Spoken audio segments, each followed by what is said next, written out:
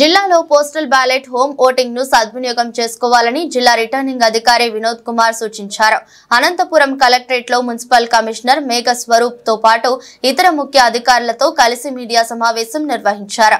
Returning అధికారి వినోద్ కుమార్ మాట్లాడుతూ polling రోజు విధుల్లో ఉన్న అత్యవసర సర్వీసుల్లో పనిచేసే 33 శాఖలకు చెందిన ఉద్యోగులకు అధికారులకు పోస్టల్ ఓటింగ్ సౌకర్యం కల్పించినట్టు వివరించారు. ప్రతి ఓటరు తమ ఓటు హక్కును వినియోగించుకునేందుకు జిల్లాలో అన్ని ఏర్పాట్లు జరిగిందన్నారు. పోస్టల్ బ్యాలెట్ ద్వారా ఓటును వినియోగించుకున్నటకు ఫామ్ 12 ను రిటర్నింగ్ అధికారికి అందజేయవాలన్నారు.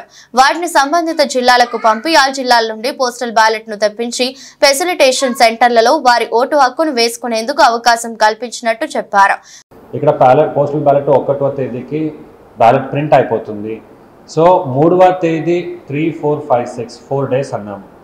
సో 3rd అనేది ఏంటంటే నేను రెడీగా ఉన్నాను, నాది వేరే అన్ని జిల్లాలు కూడా వాళ్ళ బ్యాలెట్ రెడీగా చేసుకొని, ఫర్ ఎగ్జాంపుల్ శ్రీకాకుళం వారు విజయవాడకి రావాలంటే వాళ్ళ టైం పడుతుంది. సో కాబట్టి వాళ్ళు 2 కాదు 3 అన్నారు. సో మన షెడ్యూల్ ఆల్రెడీ అందరికీ తెలియజేసాం కాబట్టి 3వ తేదీ కనుక వేరే జిల్లాలది బ్యాలెట్ పేపర్ ఉండదు కాబట్టి విదిన్ డిస్ట్రిక్ట్ ఎంప్లాయీస్ వాడుకోవచ్చు.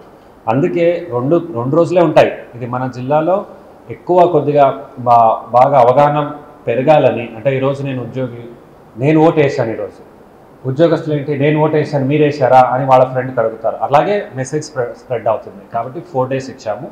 4th, 5th, 6th 3 రోజు ఇది చాలా పెద్ద టైం. ఇది మిగతా జిల్లాలో కూడా వాడుకోవచ్చు. సో దీని మీద ఇన్ఫ్యాక్ట్ CEO ఆంధ్రప్రదేశ్ వారు గైడ్లైన్స్ కూడా ఇచ్చారు. సో అన్ని జిల్లాలని మీరు ఎట్లా ఎక్స్చేంజ్ చేసుకుంటారు, ఏ రోజు ఖాళీ బ్యాలెట్ పేపర్ని ఏ రోజు తీసుకొస్తారు మీ జిల్లాకి, ఓటు వేసిన తర్వాత ఏ రోజు వేరే జిల్లాకి అనేది కూడా షెడ్యూల్ ఇవ్వడం జరిగింది. సో ఇప్పుడు ఇన్ఫ్యాక్ట్ ఒక భాగం మాత్రమే ప్రెస్ కాన్ఫరెన్స్ కంప్లీట్ అయింది. ఇంకొక భాగం ఏంటంటే ఈ పోస్టల్ బ్యాలెట్ వచ్చిన తర్వాత దీన్ని ఎక్కడ భద్రపరుస్తాము, తర్వాత కౌంటింగ్ ఎక్కడ జరుగుతుంది ఎట్లా జరుగుతుంది అని అఫ్కోర్స్ కౌంటింగ్ గురించి మళ్ళీ మనం మాట్లాడతాము. బట్ ఈ మధ్యలో కూడా దీని గురించి డౌట్ వస్తుంది కాబట్టి ప్రత్యేకంగా ఈ సబ్జెక్ట్ గురించి మాట్లాడుకుంటున్నాం కాబట్టి మున్సిపల్ కమిషనర్ అనంతపురం గారికి దాన్ని క్లుప్తంగా వివరించమని కోరుతున్నాను.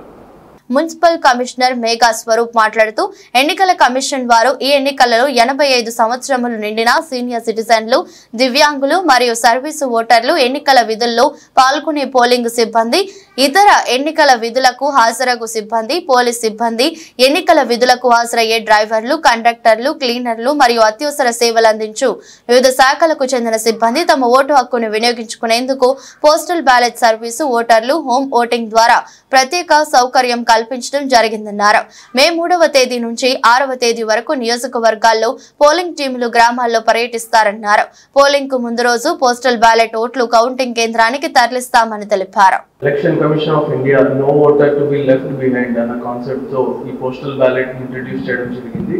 ఎవరైతే సర్వీస్ ఓటర్స్ కానీ, స్పెషల్ ఓటర్స్ కానీ, voters on election duty and absentee voters, ఎవరైతే ప్రివెంటివ్ డిటెన్షన్ లో ఉంటారో వాళ్ళందరికీ పోలింగ్ డే పోలింగ్ బూత్కి వచ్చి వేయడానికి ఆస్కారం ఉండదు. కాబట్టి ఇలాంటి పోస్టల్ బ్యాలెట్ అన్న ఒక facility election Commission of India introduce చేసి అది ఎవ్రీవన్ టు ఓట్ అన్న కాన్సెప్ట్తో దీన్ని ఇంట్రడ్యూస్ చేయడం జరిగింది.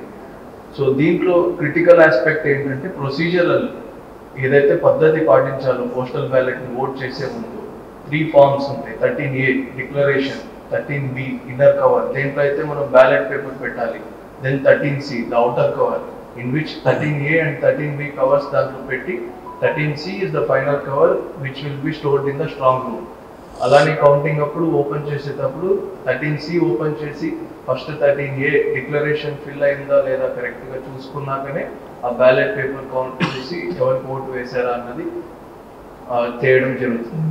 సో ఈ కీలకమైన ప్రొసీజరల్ ఆస్పెక్ట్ ఈసారి పోలింగ్ టీమ్స్కి ఇచ్చారు కాబట్టి రెస్పాన్సిబిలిటీ ఓటర్స్కి అవేర్నెస్ ఇచ్చి ఎవరైతే ఫెసిలిటేషన్ సెంటర్స్కి వస్తారో లేదంటే పోల్ టీమ్స్ ఏవైతే హోమ్ ఓటింగ్కి వెళ్తారో వాళ్ళు ముందుగానే ఈ ఇన్స్ట్రక్షన్స్ ఆల్ ఓటర్స్కి క్లియర్గా చెప్పి ఎలా పద్ధతిగా ఇవి సీల్ చేయాలి అన్న ఒక ఇన్స్ట్రక్షన్స్తో ఏ ఓటు ఇన్వాలిడ్ కాకూడదన్న ఒక ముఖ్య ఉద్దేశంతో ఈసారి పోల్ టీమ్స్కి బాగా బ్రీఫ్ చేయాలన్న ముఖ్య ఉద్దేశంతో under the guidance of DO we have conducted intensive trainings to the poll teams.